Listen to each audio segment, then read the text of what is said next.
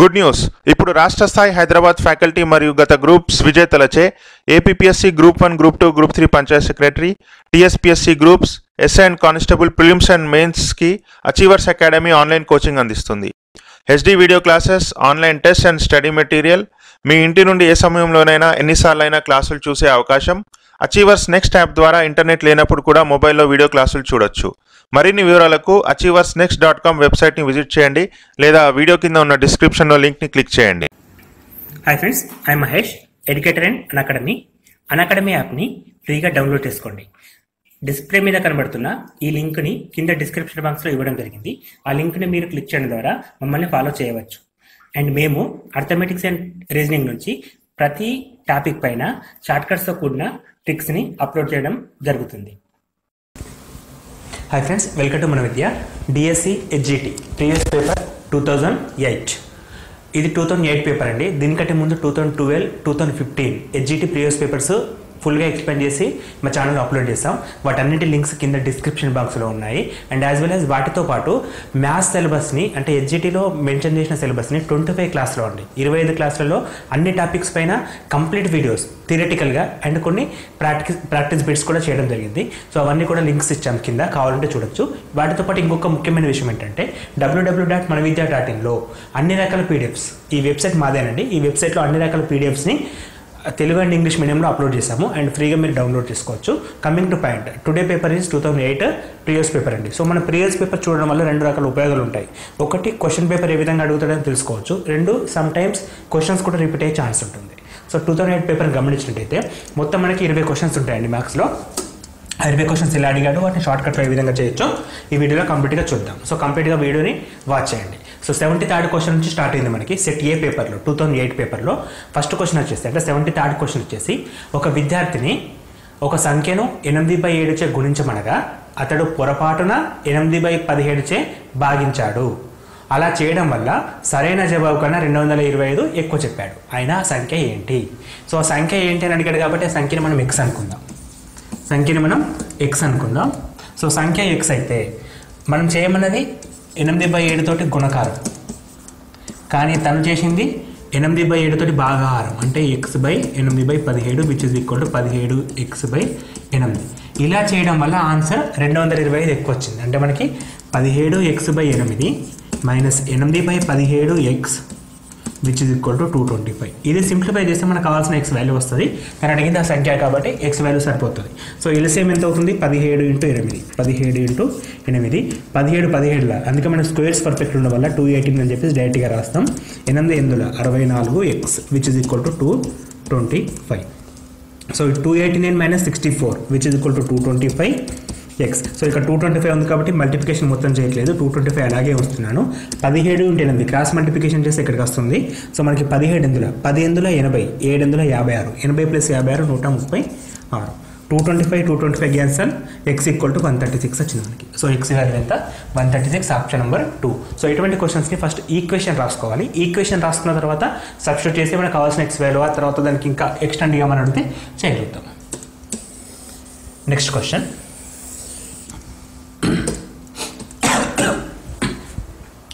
0.2 × 2x - 1 minus 0.5 × 3x - 1 equal to 0.4 అయినా X value ఎంత? So ఇది సింపుల్ క్వశ్చన్ అండి. ఇక్కడ ఏంటంటే సమీకరణ సాధన. మనం ఇంతకుముందు క్వశ్చన్కి సమీకరణం మనమే రాసుకున్నాం, కానీ ఇక్కడ సమీకరణం తనే ఇచ్చాడు, సాధిస్తే సరిపోతుంది. చిన్న కీ పాయింట్ ఏంటంటే ఇక్కడ 0.2, 0.5, 0.4 అన్ని 0 పాయింట్లో ఉన్నాయి కాబట్టి మనం దాన్ని పాయింట్ తీసేస్తే 2/10 రాసుకోవచ్చు.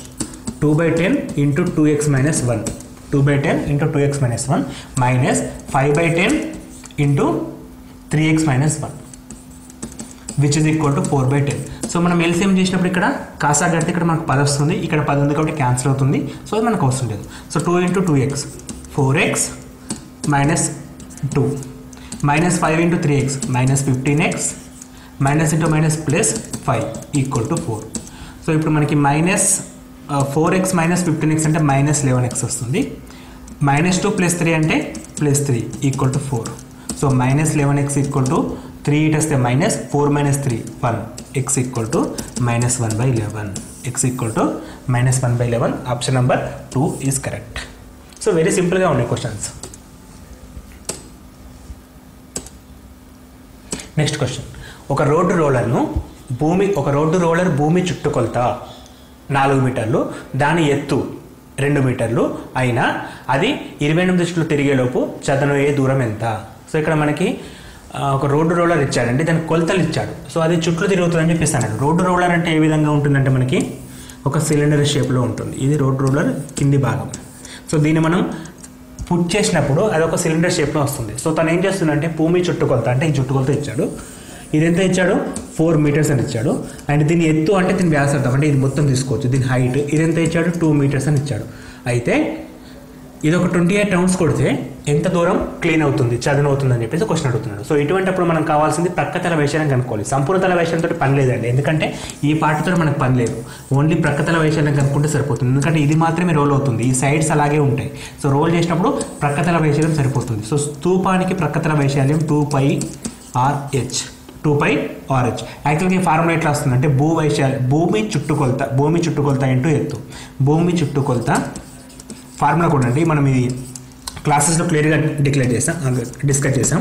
భూమి చుట్టుకొలత ఇంటూ ఎత్తు అంటే ఫార్ములాస్ కూడా మనం ఏది బట్టి పట్టిన అవసరం లేదు. సో స్తూపానికి ప్రక్కతల వైశాల్యం భూమి చుట్టుకొలత ఇంటూ ఎత్తు. మనకి ఇచ్చింది కూడా ఇక్కడ భూమి చుట్టుకొలత. భూమి అంటే సర్కిల్ షేప్లో చుట్టుకొలత ఎంత? 2πr ఇంటూ h అంటే హైట్. సో భూమి చుట్టుకొలత 4 ఇంటూ ఎత్తు 2 అంటే మనకి 8 మీటర్లు అనమాట. సో 8 మీటర్ స్క్వేర్ వస్తుంది యాక్చువల్గా వైశాల్యం కాబట్టి 8 మీటర్ స్క్వేర్. సో ఇప్పుడు అడుగుతుంది ఏంటంటే 28 చుట్లు తిరిగితే ఎంత వైశాల్యం క్లీన్ అవుతుంది? సో 28 చుట్లు తిరగాలంటే 28 ఇంటూ 8 ఒక రౌండ్కి 8 మీటర్ స్క్వేర్లు క్లియర్ అయితే 28కి రౌండ్స్కి 28 ఇంటూ 8 864 216 16 + 2 22 224. ఇక్కడ ఆప్షన్ తప్పించాడండి క్వశ్చన్కి క్లియర్గా, తర్వాత మార్క్స్ యాడ్ చేయడం జరిగింది అప్పుడు.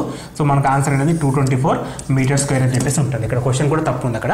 సో మనకు ఆన్సర్ 224 మీటర్ స్క్వేర్. సో కొన్ని సందర్భాలలో క్వశ్చన్స్ మిస్టేక్స్ వస్తాయి పేపర్లో. సో దానికోసం అనవసరంగా టైం వేస్ట్ చేయొద్దు. మనం చేసే ప్రాసెస్ పైన మన నమ్మకం ఉండాలి. సో దానికోసం మనకి ప్రాక్టీస్ అవసరం. సో మనం చేసింది కరెక్టే కాబట్టి 100% క్వశ్చన్ తప్పని చెప్పేసి కాన్ఫిడెన్స్ మనకు రావాలి ఫస్ట్ ఆఫ్ ఆల్. ఎందుకంటే కొన్ని సందర్భాల్లో క్వశ్చన్ తప్పిచ్చేస్తే ఆన్సర్ రాలేదని చెప్పేసి మనం అక్కడిని స్టక్ అయిపోతే టైం అంతా వేస్ట్ అయ్యే ఛాన్స్ ఉంటుంది. సో మన మీద నమ్మకం ఉండాలి. అది ఎప్పుడు వస్తుందంటే ప్రాక్టీస్ తోటి వస్తుందండి. ఓకే, నెక్స్ట్ క్వశ్చన్, 50 నుండి 100 మధ్య గల ప్రధాన సంఖ్యల సంఖ్య. సో ఇక్కడ డైరెక్ట్ క్వశ్చన్ అండి ఇది. సో 50 నుంచి 100 మధ్య గల ప్రధాన సంఖ్యలు. సో ప్రధాన సంఖ్యలు అంటే మనకి 2, 3, 5 ఈ విధంగా ఉంటాయి. సో మనం ఇక్కడ కొన్ని పాయింట్స్ గుర్తుపెట్టుకోవాలి. 1 నుంచి 100 వరకు ప్రధాన సంఖ్యలు మొత్తం 25 ఉంటాయి. అందులో 50 నుండి 100 వరకు 10 ఉంటాయి. సో 1 నుంచి 50 వరకు 15 ఉంటాయి. సో ఇవి డైరెక్ట్ పాయింట్స్ అండి. సో అదేవిధంగా ఇంకొక పాయింట్ కూడా ఉంటుంది. 2 అనేది కేవలం ఏకైక సరి ప్రధాన సంఖ్య. ఈ 4 పాయింట్స్ కూడా మనం నంబర్ సిస్టమ్ క్లాస్ నెంబర్ 1లో క్లియర్గా రాపించాం. ఆ క్వశ్చన్ ఇక్కడ డైరెక్ట్గా అడగడం జరిగింది. సో ఇక్కడ మనకి గుర్తుపెట్టుకోవాల్సిన విషయం, వీటితో పాటు ఇంకొక పాయింట్ కూడా రాపించాం అక్కడ మనం. 1 to 1000 1 నుంచి 1000 వరకు మధ్య గల ప్రధాన సంఖ్యల సంఖ్య 188. ఈ పాయింట్ కూడా గుర్తుండాలి, మీకు అవసరం అండి. డైరెక్ట్ క్వశ్చన్స్ మనం రాసి కూడా పెట్టచ్చు. 51, 52 అట్లా కౌంట్ చేసుకుంటూ వెళ్ళిపోవచ్చు. కాకపోతే అక్కడ మనం ఐడెంటిఫై చేసేటానికి టైం పడుతుంది. సో అది పోవాలంటే పాయింట్స్ డైరెక్ట్గా గుర్తుంచుకుంటే మాత్రమే ఉంటుంది, వేరే షార్ట్ కట్స్ అంటే ఏం లేవు. సో ఇక్కడ మనకి 50 నుండి 100 వరకు అంటే 10 ప్రధాన సంఖ్యలు ఉంటాయని చెప్పేసి గుర్తుంచుకోవాల్సి వస్తుంది. నెక్స్ట్ క్వశ్చన్, ఒక తరగతిలో 4 బాలల మొత్తం మార్కులు 262, 3 బాలల మొత్తం మార్కులు 175, 5 బాలికల మొత్తం మార్కులు 325 అయిన మొత్తం విద్యార్థుల సరాసరి మార్కులు ఎంత? సరాసరి అంటే సగటు ఈక్వల్ టు మొత్తము బై సంఖ్య బేసిక్ ఫార్ములా. సో మొత్తము బై సంఖ్య కనుక్కోవాలి. సో ఇక్కడ మనకి ఇచ్చిన మొత్తం ఏంటంటే first 4 boys 4 boys equal to 262. Again 3 boys equal to 175. మళ్ళీ 5 బాలికలు గర్ల్స్ ఈక్వల్ టు 235. సో ఇప్పుడు మనం టోటల్ చేస్తే 4 + 3 7 + 5 12 మంది క్లాస్లో ఉన్నారు. 5 + 2 7 + 5 12, 13 + 3 16 + 1 17, 672 మార్కులు వచ్చాయి. సో ఇంతమందికి ఇన్ని మార్క్స్ వచ్చాయి. సో యావరేజ్ అంటే 672/12. 12 ఎక్కం 12 5 60, 7 మిగిలితే 72, 12 6 72. సో మనకు ఆన్సర్ అనేది 56 వస్తుంది. సో ఇది ఆన్సర్ అండి. సో ఇక్కడ మనకి 56 అనేది సరాసరి సగటు. నెక్స్ట్ క్వశ్చన్, ఒక విద్యార్థి తెలుగులో 40% మార్కులు, గణితంలో 70% మార్కులు, విజ్ఞాన శాస్త్రంలో 50% మార్కులు మరియు సాంఘిక శాస్త్రంలో 20% మార్కులు వచ్చాయి. ఈ దత్తాంశాన్ని చూపు వృత్త రేఖ చిత్రంలో విజ్ఞాన శాస్త్రానికి సంబంధించిన మార్కులకు సంబంధించిన సెక్టార్ కోణం ఎంత? సో ఫస్ట్ ఇక్కడ మనకి వృత్తం అంటే ఇదండి, రేఖా చిత్రం అంటే డయాగ్రామ్ ఉంటుంది, గ్రాఫికల్ రిప్రజెంటేషన్. సో ఈ విధంగా వస్తుంది క్వశ్చన్. సో ఇక్కడ మనకి ఏమేమి ఇస్తే అవి తీసుకోవాలి. సో 40%, తెలుగులో 40%, అండ్ మ్యాథ్స్లో 70%, సైన్స్లో 50%, సోషల్లో 20%. సో మొత్తం ఎంత అంటే 40 + 70, 110 + 50, 160 + 20, 180%. ఈ మొత్తాన్ని మనం 360 డిగ్రీలకు సమానం చేయాలి. ఎందుకంటే మొత్తం ఎంత ఉంటుందంటే 360 డిగ్రీస్ ఉంటుంది.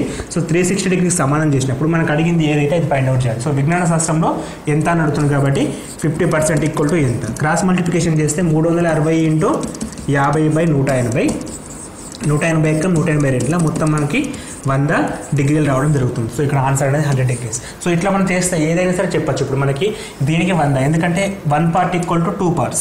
సో 1% = 2 డిగ్రీలు. సో ఇక్కడ 1% = 2 డిగ్రీలు అంటే 80 డిగ్రీలు, 140 డిగ్రీలు, 100 డిగ్రీలు, 40 డిగ్రీలు. సో ఏదైనా సరే మనం ఆన్సర్ చేయగలుగుతాం. నెక్స్ట్ క్వశ్చన్, చూసిక భిన్నం 1/20 లక్షలుగా గీయబడిన పటంలో 2 పట్టణాల మధ్య దూరము 15.4 సెంటీమీటర్లు అయినా దాని నిజ దూరం ఎంత? సో 2 పట్టణాల మధ్య దూరం అంటే గ్రాఫికల్ అండి. గ్రాఫ్స్ మనం ఇక్కడ రాష్ట్రప్పుడు ఒక స్కేల్ అని చెప్పి టర్మ్ రాస్తాం, అది మనకి ఇచ్చాడు. స్కేల్లో 1 యూనిట్ = 1/20 lakhs అని ఇచ్చాడు. డిస్టెన్స్ ఏమో 15.4 సెంటీమీటర్స్ అయితే యాక్చువల్ డిస్టెన్స్ ఎంత అని ఇస్తున్నాడు. సో యాక్చువల్ డిస్టెన్స్ అంటే 1 యూనిట్ = అదనమాట. సో మనకి మొత్తం ఎన్ని యూనిట్లు ఉన్నాయంటే 20 లక్షల యూనిట్లు ఇచ్చాడు × 15.4. ఇదేమో సెంటీమీటర్లు ఉంది, మనకు ఆన్సర్ ఏమో కిలోమీటర్లు ఇచ్చాడు అన్నీ కూడా. సో మనం ఫస్ట్ కిలోమీటర్లకి కన్వర్ట్ చేయాలంటే 1 సెంటీమీటర్ = 1 మీటర్ = 100 సెంటీమీటర్లు, అంటే ఇక్కడికి మనం మీటర్లు రాయగలుగుతాం. సో ఈ సెంటీమీటర్లు మీటర్ కన్వర్ట్ చేస్తే 2 సున్నాలు పోతాయి. సో అదేవిధంగా మీటర్లని కిలోమీటర్లకు మార్చినప్పుడు 1000 మీటర్లు అండి. 1 కిలోమీటర్ = 1000 మీటర్లు అంటే 3 సున్నాలు పోయినాయి, ఇక్కడ 2 సున్నాలు పోయినాయి. ఇప్పుడు మనం కిలోమీటర్ అని చెప్పి రాయొచ్చు. సో 20 × 15.4, 20 × 15.4 అంటే 0 తీసేస్తే పాయింట్ తీసేయచ్చు. సో 2 × 154 అంటే 308 కిలోమీటర్లు ఆన్సర్. సో 308 కిలోమీటర్ల ఆన్సర్ అంటే ఆప్షన్ నెంబర్ 3 అనేది కరెక్ట్ ఆన్సర్. సో జాగ్రత్తగా చేస్తే ఈజీగా ఉంటుందండి, కొంచెం కన్ఫ్యూజ్ అయితే మాత్రం కష్టం. నెక్స్ట్ క్వశ్చన్, ఒక దీర్ఘచతురస్రం పొడవు వెడల్పునకు 2 రెట్లు, దీర్ఘచతురస్రం చుట్టూ ముళ్ళ కంచె వేసి చతురస్రం మధ్యలో పొడవుకు సమాంతరంగా మరి ఒక ముళ్ళ కంచె వేసి దీర్ఘచతురస్రాన్ని 2 సమాన భాగాలుగా చేశారు. అయితే ముళ్ళతీగ కంచె పొడవు 80 సెంటీమీటర్లు అయితే దీర్ఘచతురస్రం పొడవు ఎంత? సో దీర్ఘచతురస్రానికి పొడవు వెడల్పులు ఉంటాయి. సో ఫస్ట్ ఇట్లా ఉందనుకుందాం చతురస్రం, ఇది దీర్ఘచతురస్రం. దీన్ని 2 భాగాలుగా డివైడ్ చేసిండు, మధ్యలో కంచె వేసిండు. సో దీన్ని 2 భాగాలుగా డివైడ్ చేసి మధ్యలో కంచె వేసిండు, అట్ ద సేమ్ టైం చుట్టూ కూడా కంచె వేసిండు. సో చుట్టూ కంచె వేసిండు, మధ్యలో కంచె వేసిండు. ఇప్పుడు 2 చతురస్రాలుగా డివైడ్ చేసిండు, ఇదొక పార్ట్, ఇదొక పార్ట్. అయితే మనకు అడిగే క్వశ్చన్ ఏంటంటే ఒక పొడవు ఈక్వల్ ఎంత? సో పొడవుకు వెడల్పుకు సంబంధం ఇచ్చాడు. పొడవు వెడల్పుకు 2 రెట్లు. సపోజ్ వెడల్పు అనేది x ఉందంటే పొడవు ఎంత ఉంటుంది? 2x ఉంటుంది. పొడవు వెడల్పుకు 2 రెట్లు. ఇది x అయితే ఇది 2x అవుతుంది. ఇది 2x అయితే అఫ్కోర్స్ ఇది కూడా 2x అవుతుంది. ఇది x అయితే ఇది x అవుతుంది. కానీ మధ్యలో కూడా సేమ్ ఇట్లే పొడవుకు సమానంగా కంచె వేసింది కాబట్టి ఇది కూడా 2x వస్తుంది.